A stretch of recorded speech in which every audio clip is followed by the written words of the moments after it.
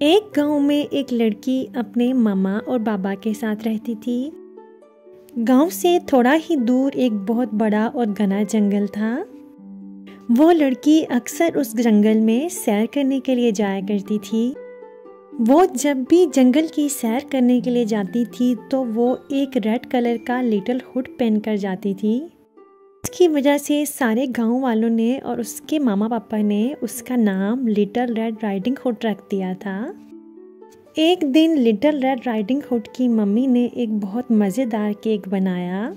Riding hood की मम्मा ने वो केक उसकी दादी अम्मा के लिए बनाया था और वो तोहफे के तौर पर उनको भिजवाना चाहती थी। चूँकि दादी अम्मा गांव से थोड़ा दूर रहती थी, इसलिए उनके घर तक जाने के लिए जंगल से गुजरकर जाना पड़ता था। रेड राइडिंग हुड की मम्मा ने उसको बोला कि ये केक ले जाओ और ले जाकर अपनी दादी अम्मा को दे दो।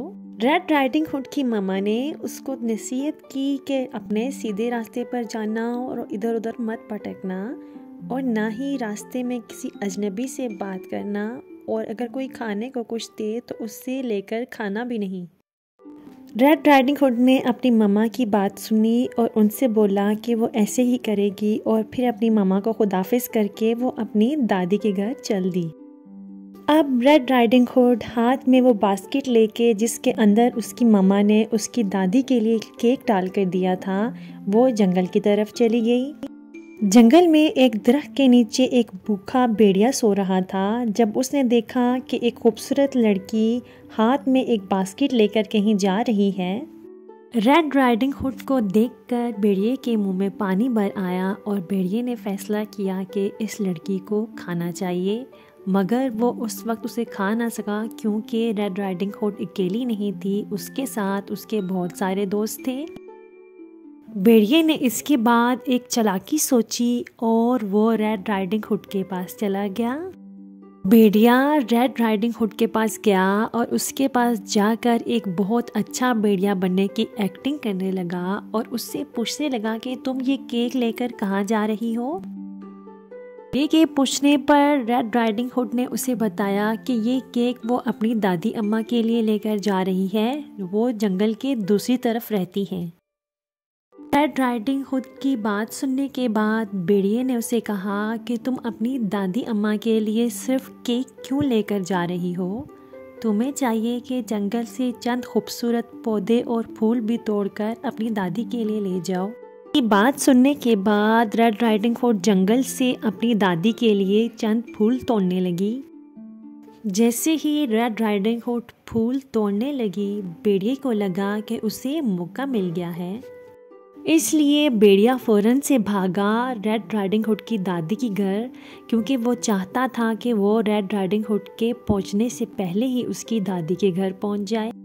भेड़िया रेड राइडिंग हुड की दादी के घर पहुंचते ही उसने दरवाजे पे दस्तक दी। दादी अम्मा ने अंदर से आवाज़ देकर पूछा, कौन है? इस पर भेड़िए ने चालाकी से अपनी आवाज़ बदल के जवाब दिया कि वो रेड राइडिंग हुड है और दादी अम्मा को केक देने के लिए आई है। भेड़िए की बात सुनने के बाद दादी अम्मा ने उसे जवाब दिया कि दरवाज़ा खुला हुआ है, तुम अंदर आ जाओ। भेड़िए ने दरवाज़ा खोला और वो दादी अम्मा के कमरे के अंदर घुस गया। भेड़िए को दादी अम्मा देखकर बहुत डर गई और उन्होंने चीखना चिल्लाना शुरू कर दिया। भेड़िया तेजी से भागा और उसने दादी अम्मा को जकड़ लिया और उन्हें जिंदा निगल गया। दादी अम्मा को खाने के बाद भी भेड़िया खुश नहीं था, तो उसने फैसला किया कि वो रेड राइडिंग हुड को भी खाएगा। भेड़िए ने दादी अम्मा की अलमारी में से दादी अम्मा के कपड़े निकाले और खुद पहनकर वो दादी अम्मा बनकर बेड पे लेट गया। और बेड पे लेटकर भेड़िया इंतज़ार करने लगा कि रेड राइडिंग हुड केक लेकर दादी अम्मा के घर तक आए और भेड़िया उसको भी पकड़कर खा जाए। जैसे ही रेड राइडिंग हुड दादी अम्मा के घर पहुंची, उसने दरवाजे पे दस्तक दी और बाहर से पूछा कि क्या मैं अंदर आ सकती हूँ। रेड राइडिंग हुड के पूछने पर भेड़िए ने अपनी आवाज़ बदल के दादी अम्मा की आवाज़ में बोला और रेड राइडिंग हुड से कहने लगा कि दरवाज़ा खुला हुआ है, तुम अंदर आ जाओ। लिटिल रेड राइडिंग हुड घर में दाखिल होते ही अपनी दादी अम्मा की तरफ भागी।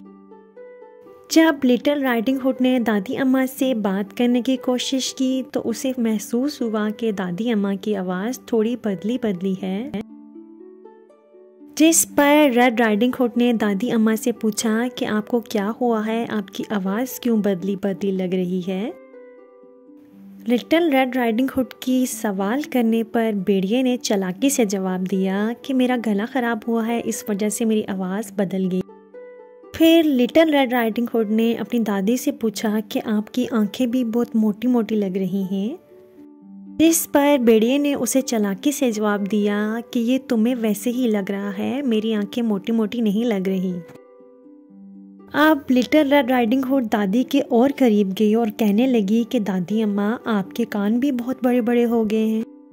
लिटिल रेड राइडिंग हुड की बात सुनने के बाद भेड़िया फौरन से बोला कि कान मेरे इसलिए बड़े बड़े हो गए हैं ताकि मैं तुम्हारी बात को ज़्यादा अच्छे तरीके से सुन सकूं। भेड़िए ने लिटिल रेड राइडिंग हुड से कहा कि वो उसके थोड़ा सा और करीब आए।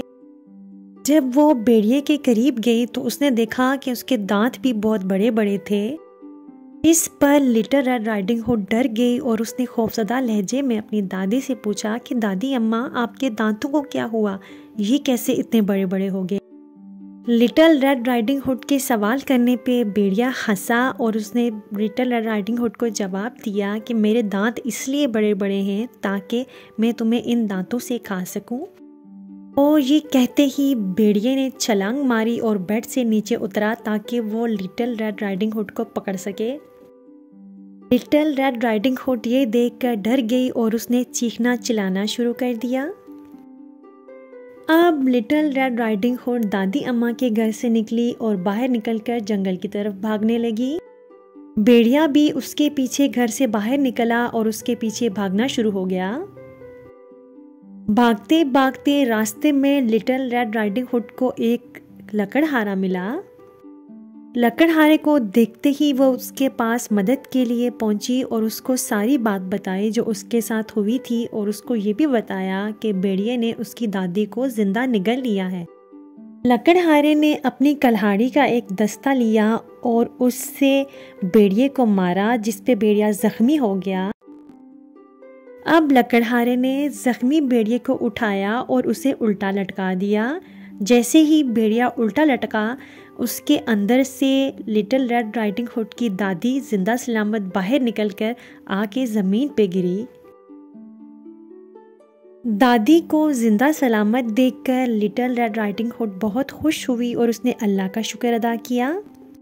अब भेड़िया जख्मी हालत में जंगल की तरफ अपनी जान बचाकर भागा और दोबारा लौटकर कभी भी वापस गांव की तरफ न आया। अब लिटिल रेड राइडिंग हुड और उसकी दादी अम्मा ने लकड़हारे का शुक्रिया अदा किया कि उसने उन दोनों की मदद की। लिटिल रेड राइडिंग हुड को अपनी गलती का एहसास हुआ था कि उसकी मम्मा ने उसे मना किया था कि रास्ते में किसी भी अजनबी से बात नहीं करना, मगर उसने भेड़िए से बात की जिसकी वजह से उसे इतना बड़ा नुकसान उठाना पड़ा। लिटिल रेड राइडिंग हुड ने लकड़हारे से और अपनी दादी दोनों से वादा किया कि वो आइंदा बड़ों की बात मानेंगी और कभी भी रास्ते में चलते हुए किसी अजनबी से बात नहीं करेगी।